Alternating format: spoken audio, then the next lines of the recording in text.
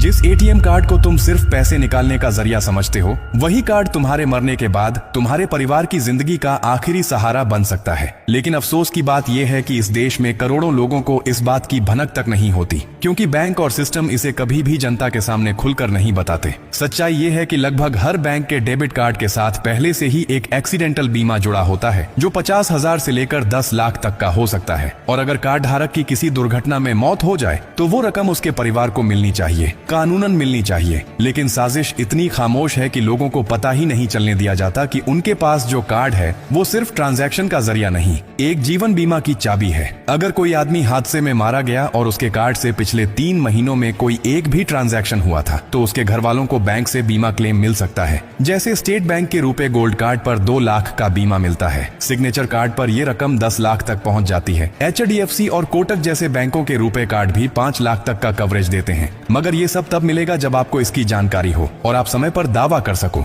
वरना बैंक तो चुप रहता है और सिस्टम उसी खामोशी में तुम्हारा हक निगल जाता है। कभी किसी बैंक ने खुद आकर यह बताया कि आपके नाम पर बीमा है? कभी कोई मेल या मैसेज आया जिसमें लिखा हो कि अगर आप एक्सीडेंट का शिकार हो गए तो आपके घर वालों को ये राशि मिलेगी?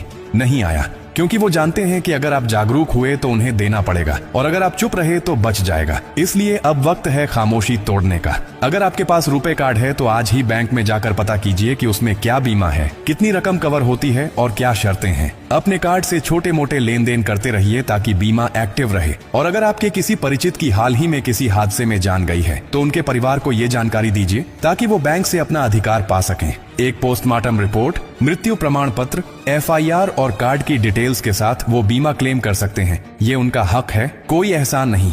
ये जानकारी सिर्फ किसी गरीब की मदद नहीं करती, ये किसी परिवार की पूरी दुनिया बचा सकती है। और अब ये आपकी जिम्मेदारी है कि इसे सिर्फ अपने तक न रखो, बल्कि हर उस इंसान तक पहुंचाओ जिसे इसकी सबसे ज्यादा जरूरत है। क्योंकि अगर आज आपने ये बात किसी को न बताई तो कल जब उसका सब कुछ छिन जाएगा तो अफसोस करने के सिवा कुछ नहीं बचेगा।